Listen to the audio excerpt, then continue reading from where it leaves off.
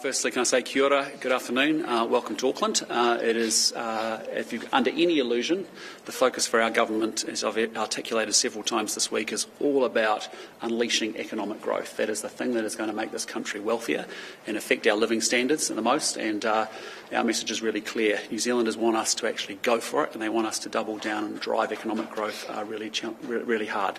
As you heard today, two big announcements, obviously a reform of the science system and also the creation of a dedicated unit called Invest New Zealand to go out into the world and to be able to talk the language of sovereign wealth and large pension funds to attract that investment here in New Zealand. With that, I want to throw to Judith to talk a little bit about the science system and sector reforms, and then to Todd to comment on Invest New Zealand. I'll come back at the end and we'll open it up to questions from there. Thanks so much. Thanks, Prime Minister. Right, well, today marks the largest reset of the New Zealand science system in 30 plus years, with reforms which will boost the economy and benefit the sector. I'm actually quite excited about it. The reform will maximise the value of the $1.2 billion of taxpayer money that we already put into the science sector each year, creating a much more dynamic science innovation tech system that can respond to the priorities and particularly emerging technologies. This report actually follows the comprehensive report that Sir Peter Gluckman and the Science System Advisory Group completed, and it's helped inform our decisions that are announced today. I want to thank Sir Peter and his team for their work. What they will do, they will transform the current 7 Crown Research Institutes into 3 public research organisations, or PROs, focusing on bioeconomy, earth sciences and health and forensic sciences together. And they will establish as well an advanced technology pro to deliver research capability and commercial outreach around technologies such as artificial intelligence, also a favourite, quantum and synthetic biology, and definitely a favourite. We will also be developing a national policy for managing intellectual property and IP for science and innovation tech researchers so that they can actually benefit from their work other than a salary. So this is actually about driving the commercial growth of this country and helping them to become much more entrepreneurial.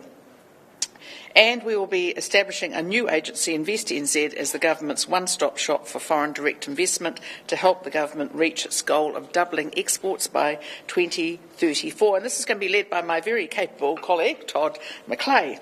And we'll be establishing a Prime Minister's Science, Innovation, Technology Advisory Council to provide strategic direction, oversight of the system, advise on priorities, stop foolish decisions that have occasionally been made, and to identify the very biggest opportunities to leverage science, innovation, technology focused on economic growth. So these are great outcomes, and we will be just establishing Callaghan Innovation, and we will be moving its most important functions to other parts of the system. This work that we've also been doing will be in conjunction with the overturning of the effective 30-year ban on gene technology in this country. This will unleash enormous opportunities for our science sectors and also for New Zealanders, whether it's in the primary industry sector, the health sector, and it's really going to be something that's going to help us on climate change issues as well.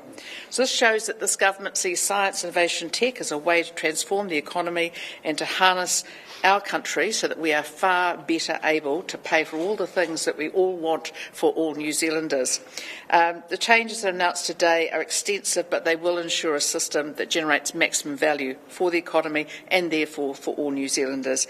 It's taken time to get it right, and I'm just really confident about the way in which we're moving. I'm delighted that the incoming Science and Innovation Technology Minister, Dr. Shane Reti, will also be able to drive this along with the universities, because that is really important to have those together if at all possible.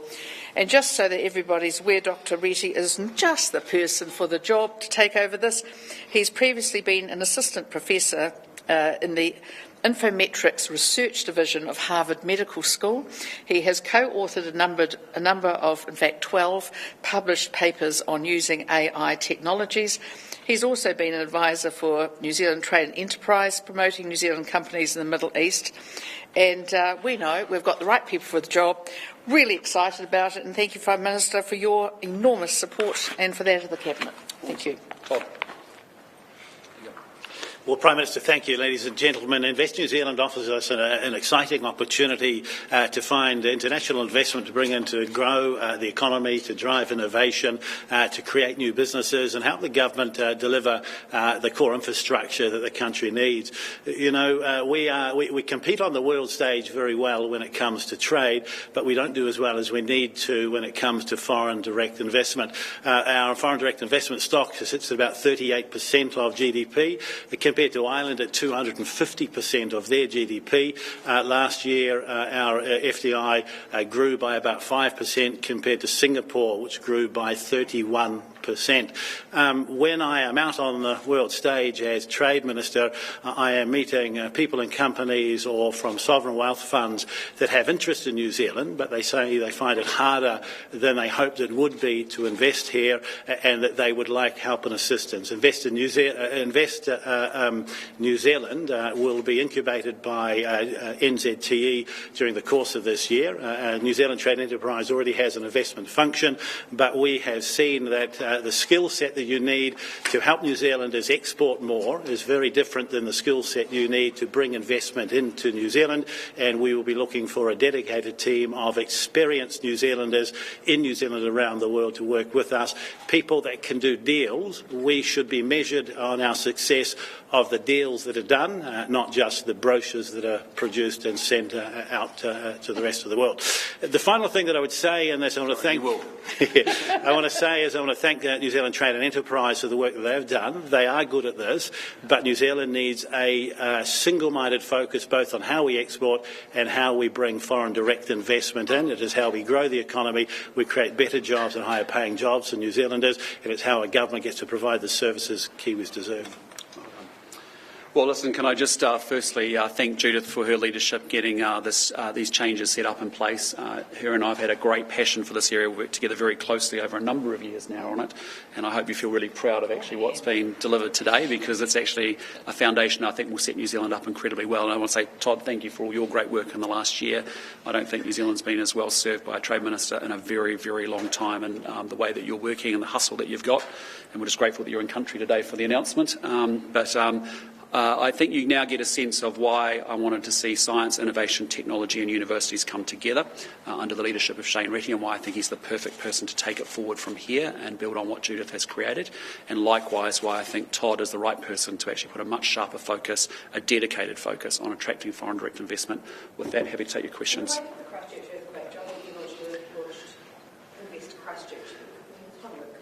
No, this is really work that I've done over probably the last 20 years, and Judith and I have talked a lot about it. I did a lot of this work and thinking when I was outside of politics as well, is that if you go look at other 5 million people countries, other small advanced economies, as Sir Peter Gluckman would say, and you ask the question, why are they fundamentally wealthier than New Zealand? Because it doesn't make sense that they could or should be. You have to come back to the core elements and the core foundations of why they've been able to drive greater levels of economic productivity. So the model that both myself and Judith have been very influenced by is certainly Ireland.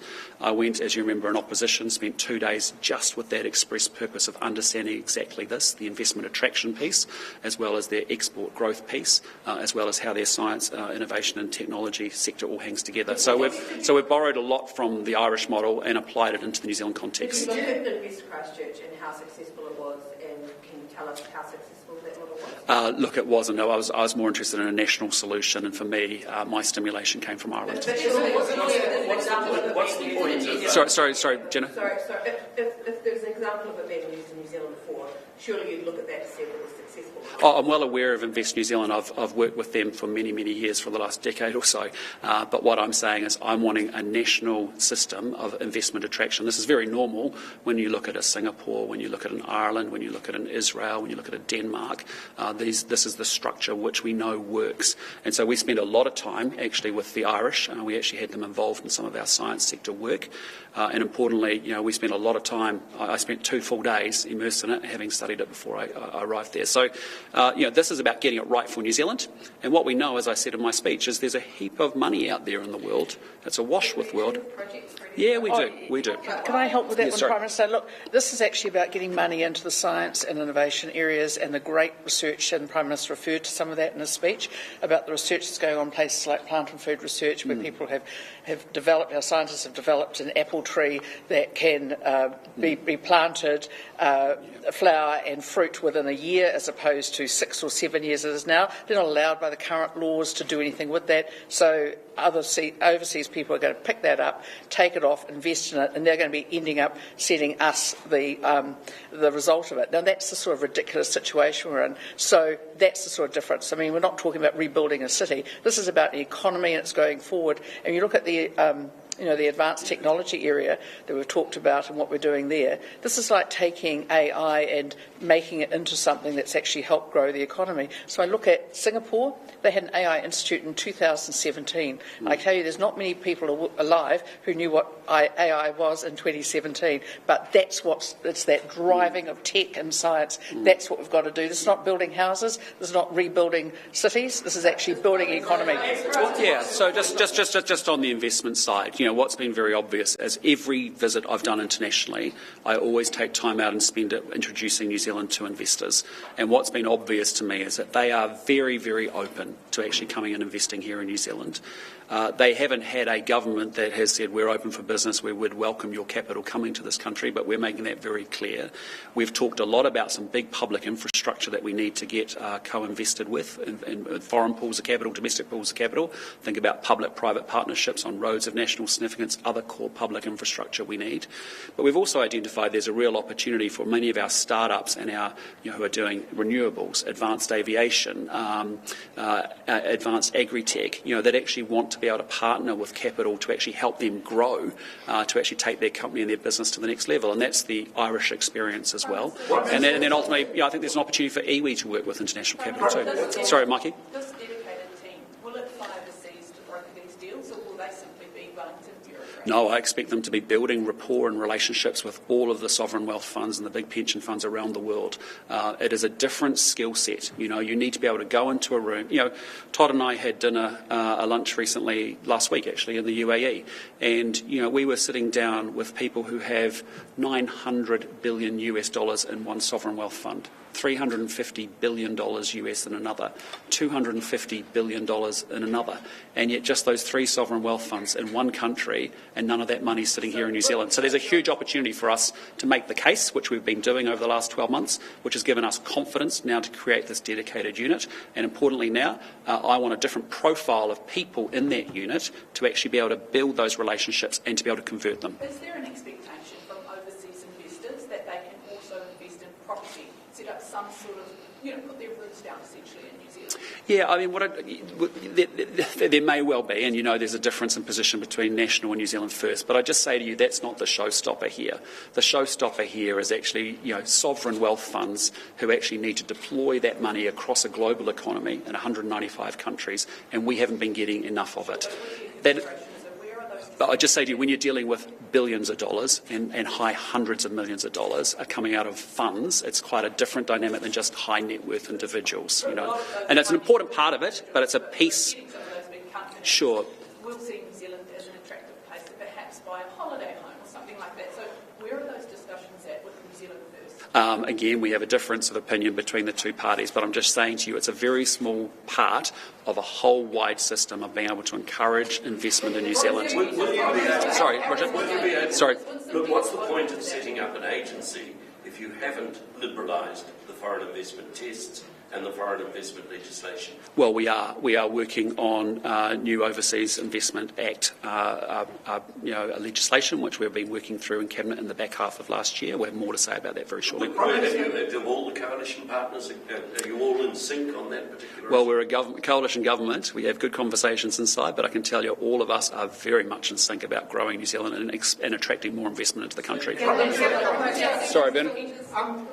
How much confidence can sovereign wealth funds have when the last big deal that was done was to do the rail link, and that was blocked by New Zealand First. The Quebec. Well, I'm not going to go back into revisionist history. What I'd say to you is, going forward from here, all parties in the coalition, and frankly, myself as Prime Minister, are determined to get investment into this country. We know that it can transform a lot of what we need to do. You've all seen New Zealand's relative performance in the OECD in terms of attracting foreign direct investment. It's been abysmal. And part of it is from the top, you have to have a government that's externally oriented and open to actually welcoming that capital here. So we will get those settings right. And as I said, part of it's legal, but actually you've got to put the institutions in place, because in my conversations, the reality is the sovereign wealth funds have very little literacy of New Zealand and actually what's available to invest in here. We now have a government finally that's open for that investment, and as I said, the work now in the coming year is to make sure we actually join that up. Sorry, Joe Moore. Given the focus on science, are you going to appoint a new chief science advisor? Yes, I will. I've been wanting to get through the science sector review that Peter Gluckman and Judith were leading, and I wanted to get these settings right because this is what we intended to happen, and I want it to be much more scaled and set up in the right way and give us the right foundational infrastructure and mechanisms, as you said, with the Prime Minister's Science Advisory Council, and we'll make it an appointment in due course. Sorry, Jamie. What we've said is there are some, mining and national parks, no go, but there is marginal land across New Zealand that we should be saying yes to. And we don't need to, so what I was trying to say in my speech, we've got a culture of no. We haven't got a culture of yes, and yet we don't have the luxury to turn off growth. And I get the mining sensitivity, I understand that, but the reality is you need lithium to power an EV, you need coal to power a solar panel, you need a bunch of critical minerals to fund, to make data centres work. And so, part of it is actually saying where there's opportunity, we're going to say yes to stuff. And I appreciate that won't be everyone's cup of tea. I appreciate people will have different views on that, but we're not here to debate and discuss anymore. We're here to get things done to grow the country. Sorry, I just finished, Jamie. Concerned that encouraging more mining might tarnish our green image, which would therefore be counter to trying to drive up tourism? No, I mean, my conversations over the last 12 months are pretty, people are pretty, they understand we are in the top 5 countries with respect to our renewable mix of electricity generation. We're in a very, very good place there. But what we're not going to do is we're going to turn off growth in this country. We can deliver both. And actually, when you want to make a clean transition, think about the Norways, think about Australia, think about many other countries around the world. You need critical minerals, and that is a critical part of what we've got to do going forward. If we want to build more roads, which we want to build more roads, I want quarries more available to where those products are needed, where those roads are needed. So there's a big opportunity mining, and I get it. There'll be a lot of people saying, "Yep, I don't, I'm mining." They've got a different set of views, but I'm sorry. When we've been in recession for 3 years, we are going to grow. So why don't you go to the New Zealand Sovereign Wealth Fund and the $200 billion worth of sovereign assets here that want to invest in? Well, I just say to you, we've got a big program of work over the coming year. We have to, you're right, we have to be able to use and access domestic pools of capital as well as international pools as well. Sorry, Luke. I'll go to Luke first. Yep. The previous government was very good at doing kind of bureaucratic rearrangements. Yeah. Is that what they were doing, Luke? What do you think it is about your particular rearrangement? Oh, right, okay. Fantastic. That is going to actually result in Thank better you results. for that great question. Hey, one of the things that's been happening this last year is that the Crown Research Institutes have been looking at their staffing, and they've been knowing that they are going to have to right-size, and they knew that there was change coming. So much so that every one of the Crown Research Institute chairs is supportive of what we're doing. And so that's the difference. So they've already been right-sizing anyway, and they've been getting themselves ready for this. So they're excited about this, and that's a big difference. So we've all seen as well, we didn't put everything together in one, unlike the Science System Advisory Group actually suggested just the one public research organisation, because we know that people like to have a bit of competition, they like to be able to benchmark themselves against others, and we also think it's a much better opportunity for them to be able to work together and to get some of those right sizing. So I actually think this is going to be hugely fun for the sector, and they're going to they've taken the opportunity to get the people they want. When you expect it to be fully complete and operational? Well, there's a timeline attached to it which says this is the way we see things processing. So all the staff have now been told, the CRIs have the chairs and the boards have been very much involved in this, the chief executives anyway. I think you're going to see some big changes in the next few months, and that will be, of course, under Dr. Shane Retty's leadership. Sorry, Joe might have... Yesterday, you and Nicola Oh, sorry, is there any more questions for Judith? What's the rationale behind closing Callaghan Innovation? Oh, look, I think Callaghan, and now first off, I want to say, really feel for the fact that there'll be a lot of concern for the staff in Callaghan Innovation. There's about 360 staff there. But what's actually happened is, when we look at the background, this was supposed to be an innovation sector or, institute. Unfortunately, it had to take over the Gracefields Innovation Quarter, which is basically the old Industrial Research Limited thing. They had to keep the staff from the Industrial Research days. They actually never really had much of a chance.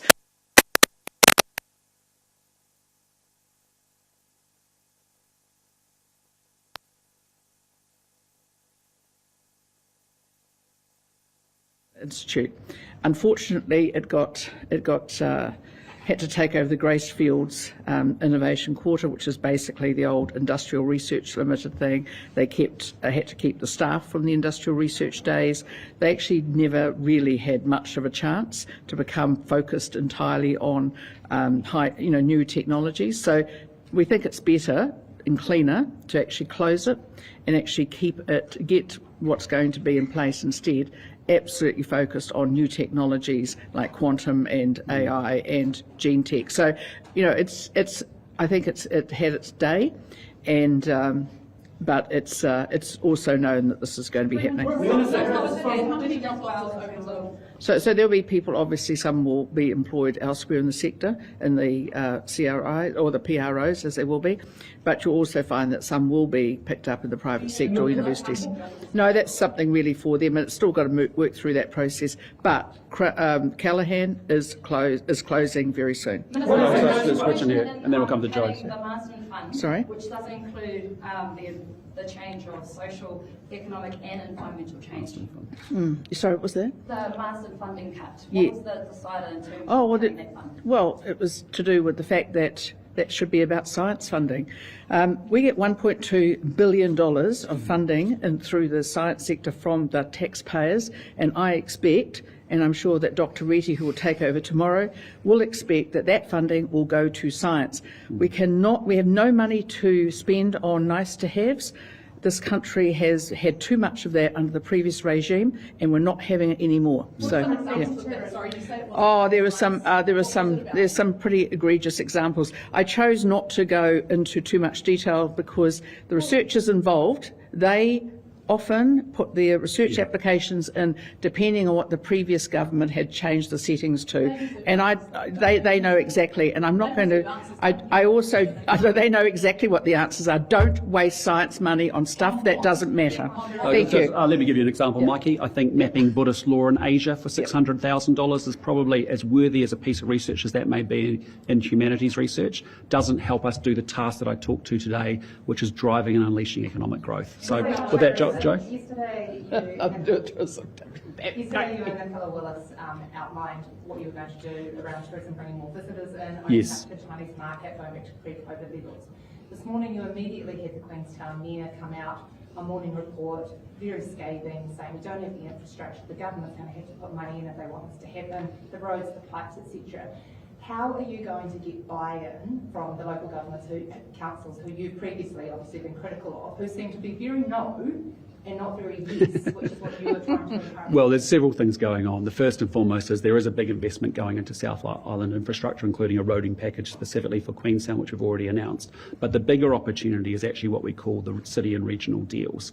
And actually, as the councils, particularly that working often with their adjacent councils, thinking about a sub-region of New Zealand, come forward, we're expecting them to say what do they think are the most pressing things that over the next 10 years actually would enable this region to grow faster. And so we need that sort of sense of strategic planning to be very quickly framed up. So for a place like Queenstown, I get it. There's been challenges in the past around accommodation for workers, there's roading and infrastructure challenges as a result. But what we need is actually central and local government to work together in a partnership through the construct of a city or a regional deal that identifies that critical infrastructure to support the growth that we want to see. I get that there's plans there, but as we know in New Zealand, and I know you'll say that you're going to do it faster, but infrastructure takes time in New Zealand, and Nicola Wallace is very clear that she's having go on floodgates on tourism as quickly as possible. We are. And ratepayers in Queenstown are the ones who are going to be the brunt No. of that. So what is your message to them to assure them that you're not going to have people living in cars like you did in Queenstown last time, and that is not going to be a repeat situation? Well, I just say to you, I've watched this country talk about an RMA reform for many, many years, actually almost 18 years. And I think you saw last year in the space of 12 months that we actually shocked the system, broke the system with fast track. I told you today that we're actually going to have legislation in the House this year on our final RMA solution because we're moving with pace, and we can move with pace. We've got work already and frameworks already articulated to local government around the city regional deals. We have more to say about that through the course of this year as well. But we are not going to apologise because this country desperately needs growth. And that's the point. We are doing more than ever before to make sure we have a 30-year infrastructure plan. We have city regional deals that are framed up for 10 years, joining central and local government together. And importantly, we're powering up our sectors to say yes, because actually that's the stuff that people actually want to know. Go talk to some of the businesses, as I have in Queenstown, about what's it been like when we've had suppressed tourism numbers. Go to other countries around the world and ask the question, why have they bounced back to 120% of pre-COVID levels and yet we haven't? And so we were slow coming out of the gates. We lost a lot of our wholesale relationships in tourism. I want that turned on big time internationally, and I want to be able to welcome visitors here. We can manage value and volume, we can manage regional dispersal, and we can manage seasonality, but we can manage that, I think, really well. Sorry, mate. Sorry, mate. Sorry, just go to the gentleman behind you. I just want to ask if you're looking forward to Ratana tomorrow, and what will your message be? Ratana is a pretty special day. It's not deeply political. It's also a good chance to, I really enjoy Ratana. I've been, going, as you know, for many years, and my message will be, really about how do we move forward as a country a little bit around how do we make sure that we respect the treaty, how do we actually respect each other. It doesn't mean we're going to agree on everything, but it actually means that we should still be very focused on the goal of making New Zealand better. Have you decided where you're going to be for Waitangi Day? Sorry? Have you decided where you're going to be? There's a number of opportunities, and we'll confirm that closer to the time. Why not? It's only 2 weeks away. There's a number of reasons why we don't do that, but we will confirm those shortly and as soon as we can. Sorry. 72 deaths in New Zealand last year. Would you consider... Sorry, in what relation? Drowning. Yes. Would you consider, as government, considering making life jackets compulsory on all Look, sorry, it hasn't been a topic of conversation or something that we've discussed in Cabinet at this point in time. I know there's been a number of members' bills around that. Actually, one of our National Caucus members has a bill in that regard. And I know Simon Watts was advocating very strongly for it as an MP in opposition as well. But look, we'll look at all that down course. This week, focus is economic development. Sorry? Mechanical issues with the ageing Cook Strait ferries in recent months. Do we need a tug capable of towing in ocean waters, and what is the government's plan to ensure that people can be rescued next time one of the ferries breaks out? Well, look, running a ferry company is no different from running a trucking company or an airline. It's a transport business, and you need to make sure that you've got good operational integrity and really good repairs and maintenance in place. And that means for Kiwi Rail, we expect them to maintain those ferries to the highest possible standard. Yeah, sure. And then, of course, like we have in other parts of our transport network as well, we need to make sure that we've got the right support and the right, for emergency management. And so those are decisions ultimately for the sector and for Kiwi Rail. No, has Cabinet made decisions on that? Because $600 million was put aside in the budget to make decisions around emergency responses for the Cook Strait ferries breaking down. So has Cabinet yet made those decisions? We've been denied the information because Cabinet is yet to make decisions. Well, again, I'll just say to you, we'll make sure that they've got the safety pieces that is needed to make sure the ferries are operational. But that is a responsibility for Kiwi Rail in the same way that it is to make sure that there is good emergency management for Main Freight or for Air New Zealand or any other company in the country. I just say to you, I'm just asking Kiwi Rail run the ferries. they're expected to maintain those ferries to the highest possible standards. Yes, but we have an operational company, and I expect that CEO and that organisation to make sure they are maintaining those ferries, because the life of those assets is quite possible out to 2029. They need to be brilliantly maintained in the same way people maintain trucks and they maintain airlines and other things. It's the same thing there. Okay, last question, guys. Sorry, Mikey. One thing in the short term that will drive economic growth, not in the medium or the long term, one thing right now that will drive economic growth. I think we can power up our tourism, and I think we can turn on international students really, really quickly. Okay, thanks team. Get to go. All right.